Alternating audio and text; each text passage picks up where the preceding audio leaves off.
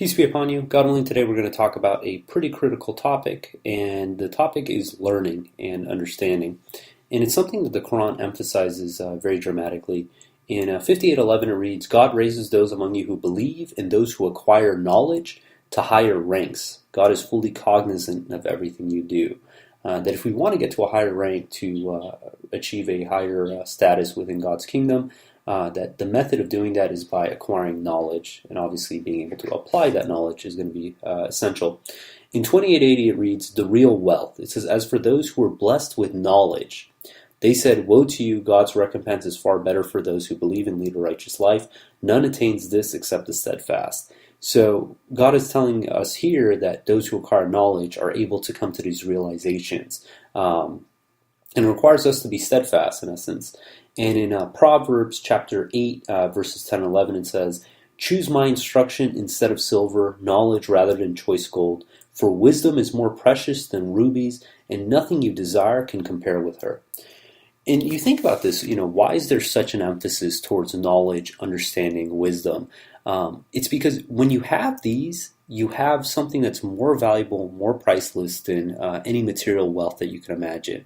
Because with the proper knowledge, with the proper understanding, the proper wisdom, we can achieve things both in this life and in the hereafter that would be unachievable for someone who is just given the material luxuries. Right? You hand someone $1,000 and you see what they can do with it, versus you hand $1,000 to someone who's knowledgeable. They can make that $1,000 go a lot farther, again, both in this life and in the hereafter. And we know that God is the teacher of the Quran, and that the Quran itself is just a dense form of knowledge and wisdom waiting for us to extrapolate from. And all knowledge comes from God. And God bestows that knowledge through the Quran, through different means. But all knowledge inevitably comes from God. And 1785 it reads, divine revelation, source of all knowledge. They ask you about the revelation. Say, the revelation comes from my Lord. The knowledge given to you is minute.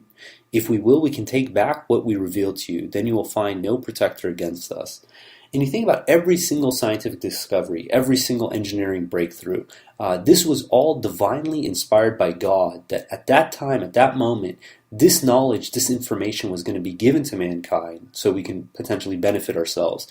And when you look back historically, you realize so much of civilization's progress was when knowledge was retained and built upon. And civilizations actually take steps back when knowledge is lost and new generations have to rediscover these foundational points. And our test in this life, it depends on our ability to learn.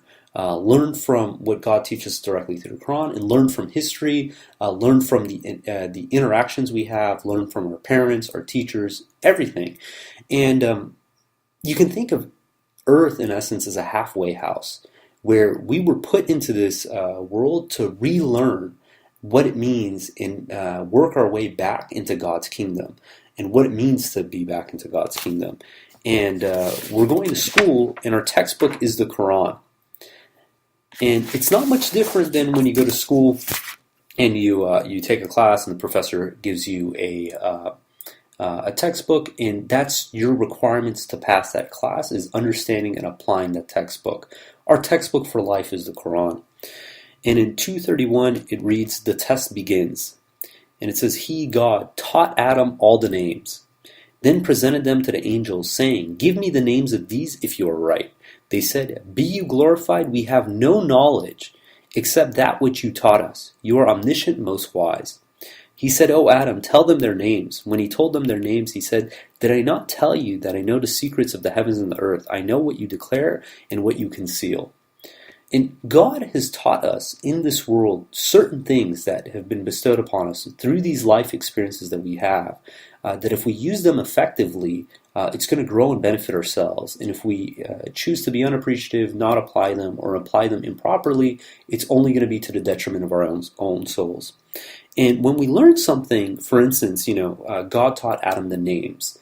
Once you learn what that object is, from there on out, it changes your whole understanding of that object. For instance, the first time that a VCR was explained to an individual, or a DVD player, a mini disc, whatever, right? no longer would you look at that item and think like, oh, this is just, it's a paperweight. You would realize what the meaning is of that object and how it's applied and how it's used and how it can be utilized. And that's the beauty of understanding and knowledge, is that when we learn something, when we can apply a name to it and thoroughly understand it, it changes the whole way that we see that object, that interaction, that scenario, to the point that we can never remove that knowledge.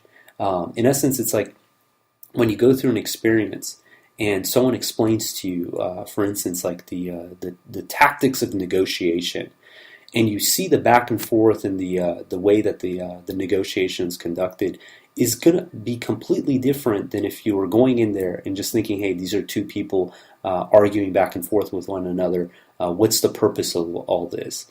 And when you can apply the methodology, the understanding on top of any kind of interaction, any kind of, be it an inanimate object, a textbook, a book, whatever, it changes the way that you view that object. And if you think about it, so say for instance, typically when we are exposed to something new, we try to apply old terminology to it. For instance, the car, before it was called the car, it was called the horseless carriage. And why was that? It was because people didn't know what a car was. They didn't have a word for it.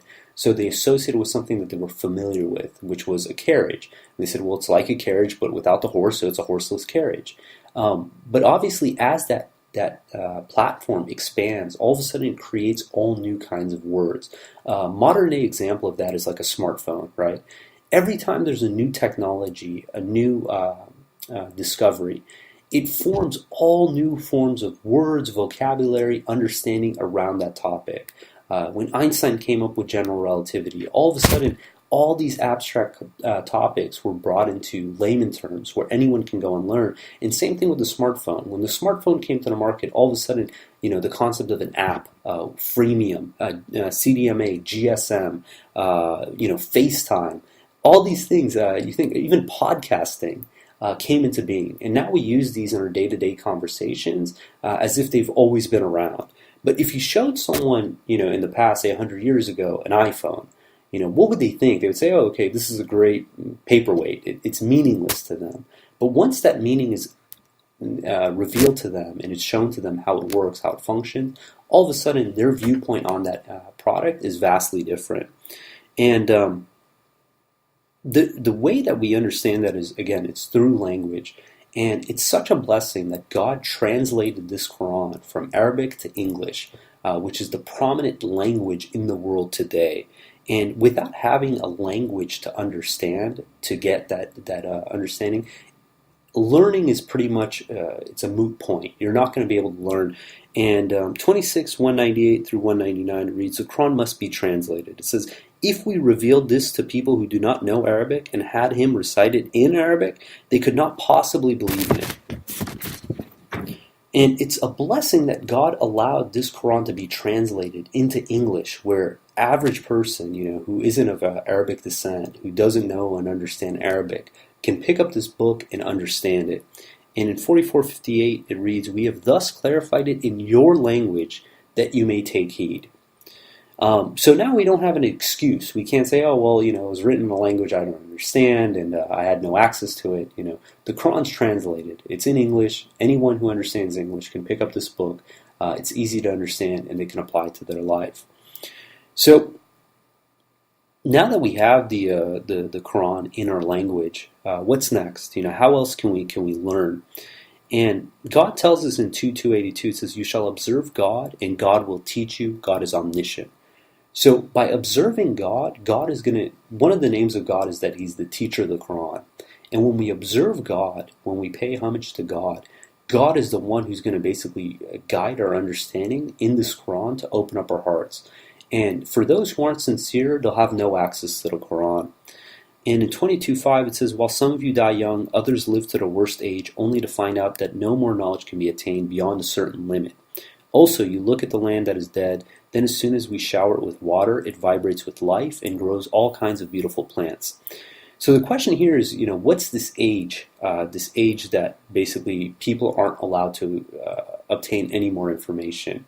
And from my understanding, this age comes with a person's understanding.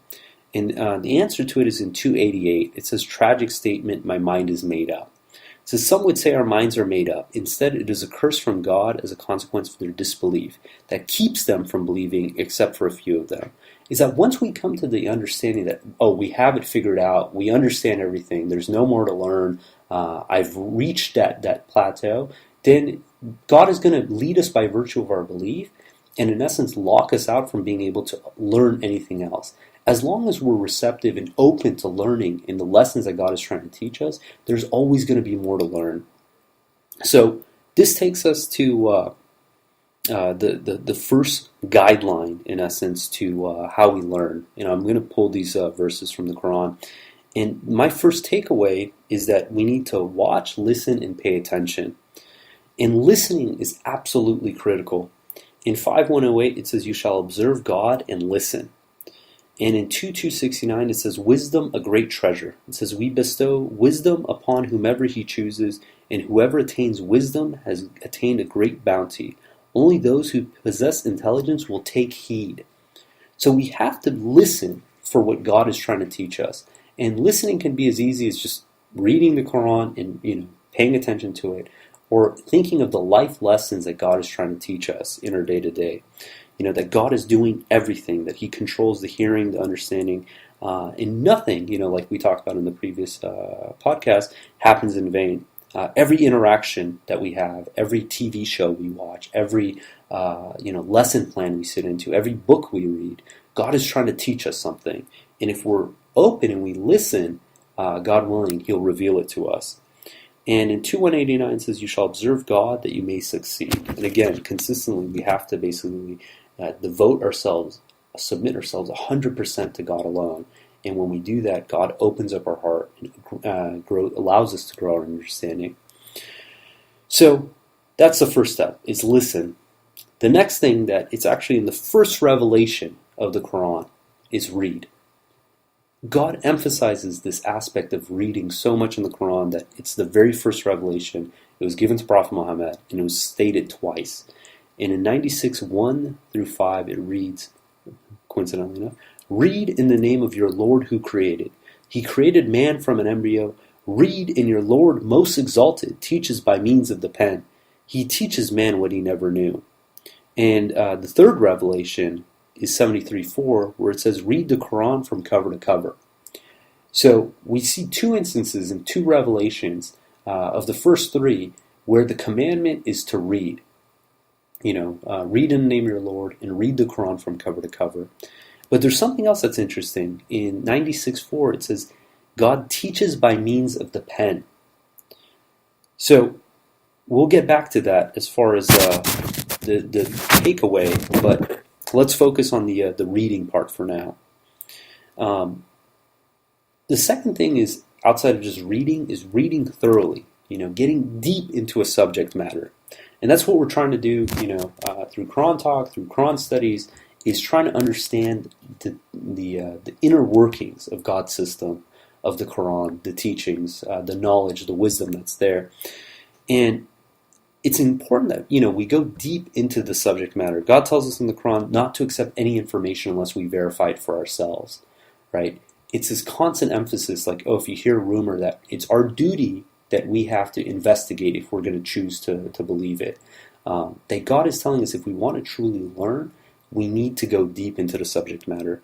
And there was a quote from the director of MIT Media Lab. I'm going to read. It says, what you don't want is a bunch of people read the headlines of all the newspapers and just consume everything that everyone else is consuming, and then call themselves generalists. That's not useful. They know everything that everybody else already knows, and they're probably going to come out with the same thoughts. When you go deep on anything, you start to find nuances that other people don't know. How often is it that we just read the headlines of the news and we assume that we understand the news, or we read the headlines of a bill or a proposition or whatever it may be, and we just fill in the gaps as far as what we're understanding is. Now, part of this is just like it's mental gymnastics to make life simple, easy. There's some stuff that we don't have enough of an interest, a passion to go deep on. But for the things that matter, the things that have to do with our soul, our religion, our day-to-day practices. It's absolutely essential that we go deep into the subject matter, that we don't just take it from a surface level, that when God tells us to observe God, what does that mean? God tells us to do our contact prayers. Where's the one thing is obviously we do it, but what's the significance? And trying to understand that. And when we understand it, we grow our knowledge. And when we grow our knowledge, we grow our possibility of appreciation for these commandments that God gives us. And one of the interesting things is when people try to generalize what it is to be a submitter.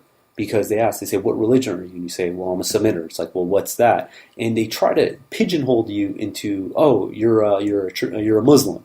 Oh, you read the Quran, you pray, you're a Muslim. It's like, no, I'm not a Muslim. I'm a submitter. My worship practices, my devotion is 100% to God alone. I abolish all forms of idol worship. I'm a strict monotheist. These don't suffice for them. The second that they associate it with something that they're familiar with, then the conversation pretty much ends.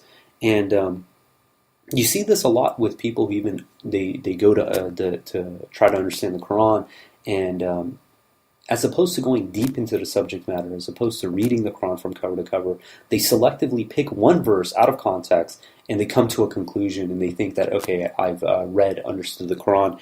And God tells us about this in 444.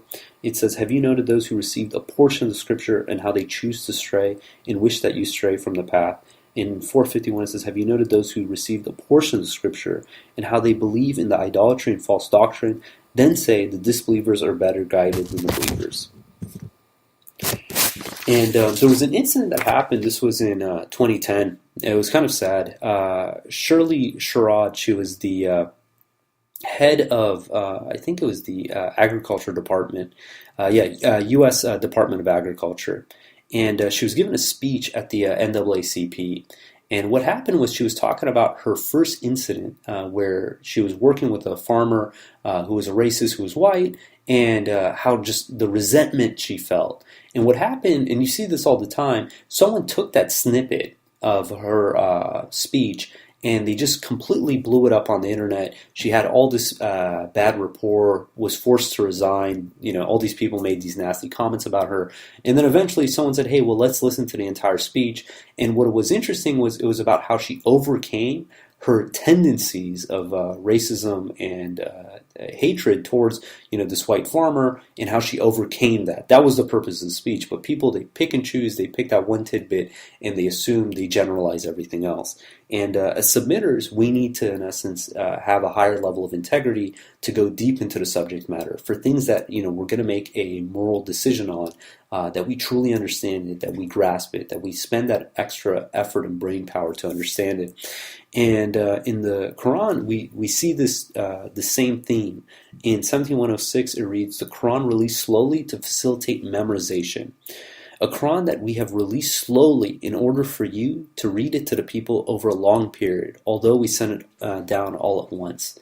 And you think about it, it's like, we have the entire Quran from cover to cover. You could probably read it, say in a couple days' time if you wanted to, but that's not the point. The point is to get deep into the subject matter, to get deep into the verses, and try to really understand and tie things together to grasp a deeper meaning of the overall subject matter. In 2532, it says, those who disbelieve said, why did not the Quran come through him all at once? We have released it to you gradually in order to fix it in your memory. We have recited it in a specific sequence. And this one, to me, it kind of hits home. It's in 21:14. It says, most exalted is God, the only true King. Do not rush into uttering the Quran before it is revealed to you and say, my Lord, increase my knowledge.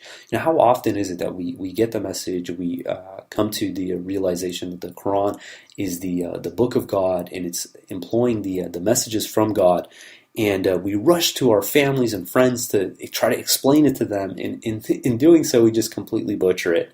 And I think there's real intelligence and wisdom, obviously, in the sense of not rushing into uttering the Quran and allowing the knowledge and the wisdom to kind of soak in. So let's go back to that other point in chapter 96. So in chapter 96, it says, read in the name of your Lord. He created man from an embryo. Read in your Lord most exalted. In verse 4, it reads, teaches by means of the pen. And in 681, it says, "Noon the pen and what day the people write." And the takeaway I take from this is that first we read, then we get a deep understanding, and we write about it. And there's something that happens when we write about a subject matter that gives us just a much more thorough understanding than when we just listen to it or when we talk about it. And they actually did this awesome study. They grabbed a group of students, and they wanted to see how deep of a level of understanding they have through different mechanisms. So in one group, they were given, it was an article, and they were asked to, hey, read this article a number of times and then rate how well you understand this article. The other group said, okay, read this article and then talk about how well you know this article, and then rate, okay, how well do you understand it? And the third group was told to read the article and then write about the article, critically about it, and then rate how well do you understand it. And what was interesting was the people who read the article and then talked about it had the highest confidence that they understood the subject matter the most. And the ones who read the article and wrote about it had the least amount of confidence that they understood the subject matter the most. Now, when they were tested after the fact to see which of them actually grasped the most of the subject matter, the irony was the ones who wrote about it had the deepest level of understanding on that subject matter, and the ones who talked about it had the least level of understanding, and then the ones who just read it and then wrote it were actually on par. They didn't have a high sophistication of understanding, but they didn't have a high level of confidence either. And this is the aspect, is that when we put our thoughts down on paper, all of a sudden when we read those thoughts, we're no longer reading them with the same level of bias as when we're talking about them or when we're thinking about them. We're seeing it in a more objective light, and we realize that when we write about a subject, all of a sudden the follies of our logic, the gaps in our arguments, it becomes more apparent, and it allows us to get a deeper understanding. And that's why I think the Quran, it emphasizes reading thoroughly, and writing.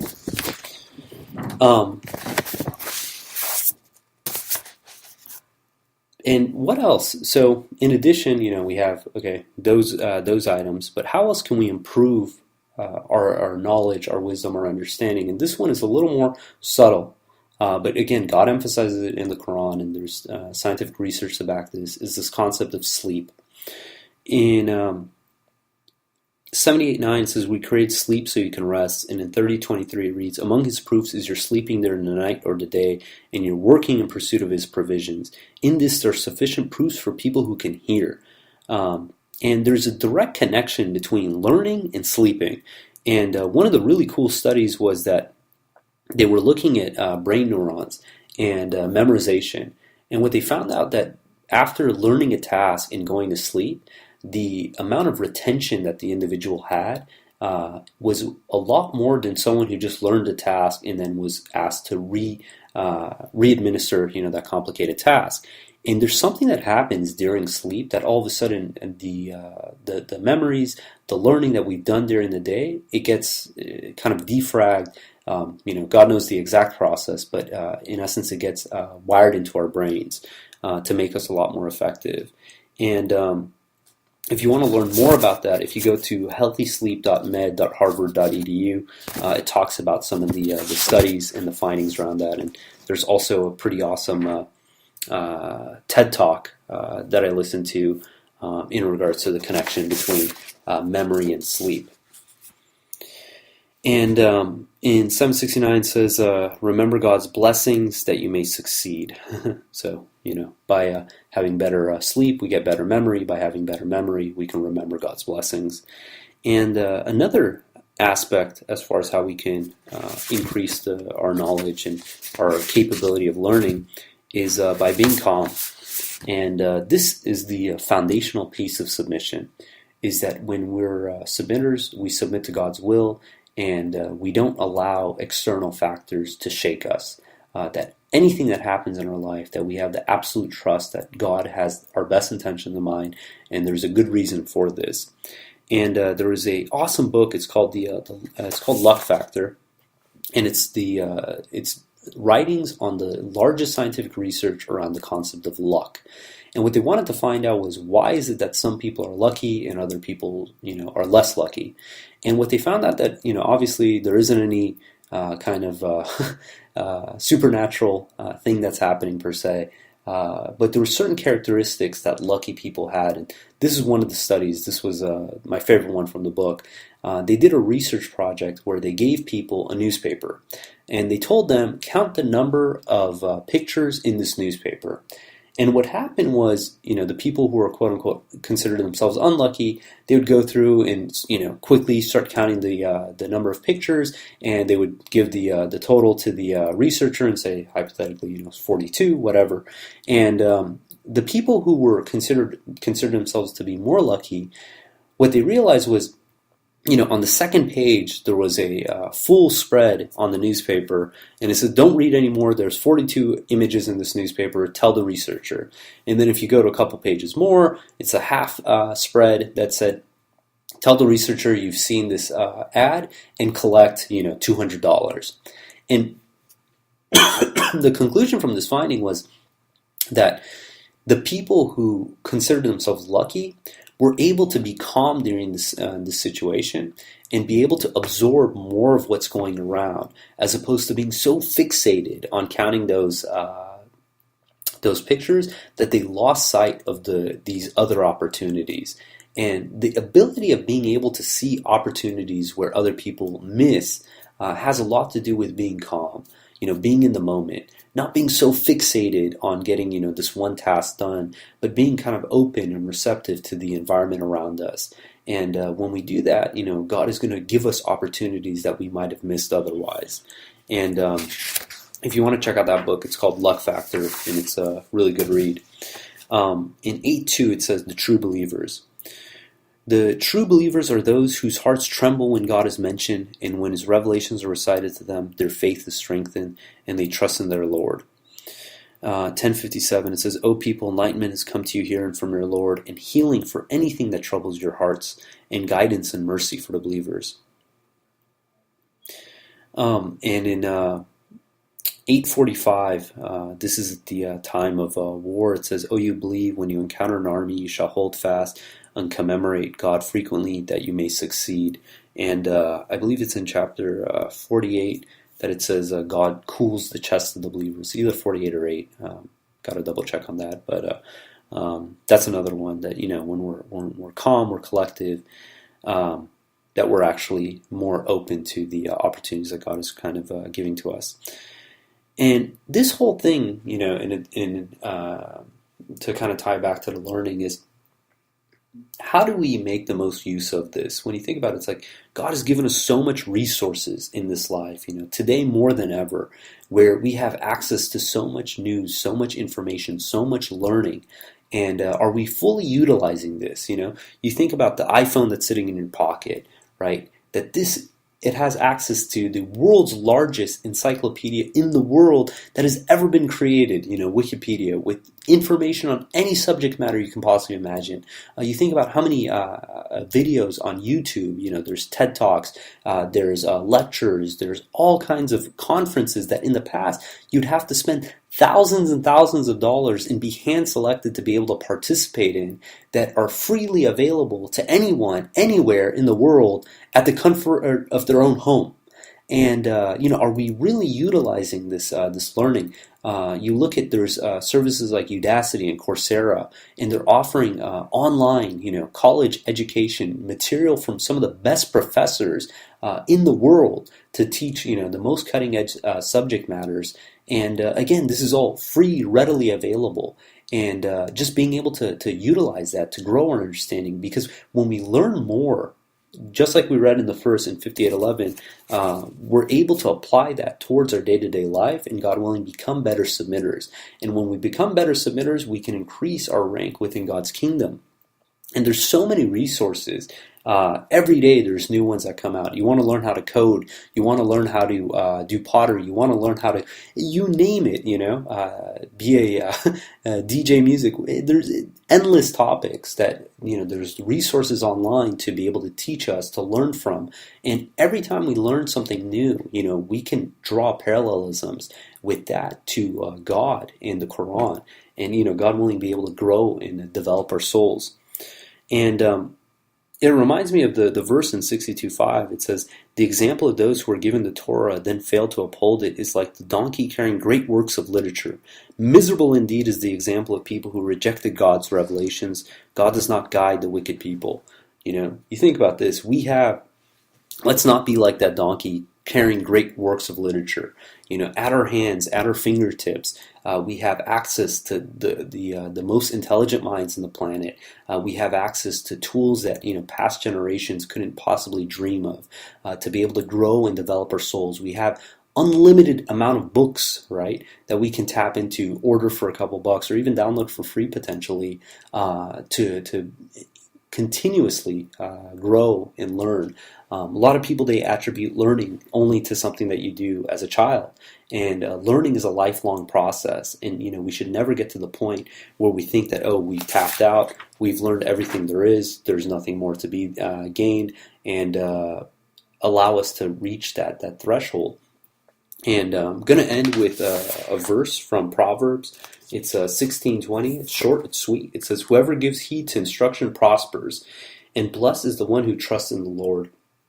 So let's be open to the instruction that God is trying to give us. Let's be appreciative of all these tools and disciplines that God has given to us for free through the means of technology. And let's use the reading, the deep understanding, the writing, being calm, getting good sleep, and try to reach our max potential. God willing, we're going to stop there. If you guys got any comments or questions, feel free to hit us up at QuranTalk@gmail.com. God willing, we got some other interesting things in the works that, inshallah, we'll be announcing shortly. And until next time, peace and God bless.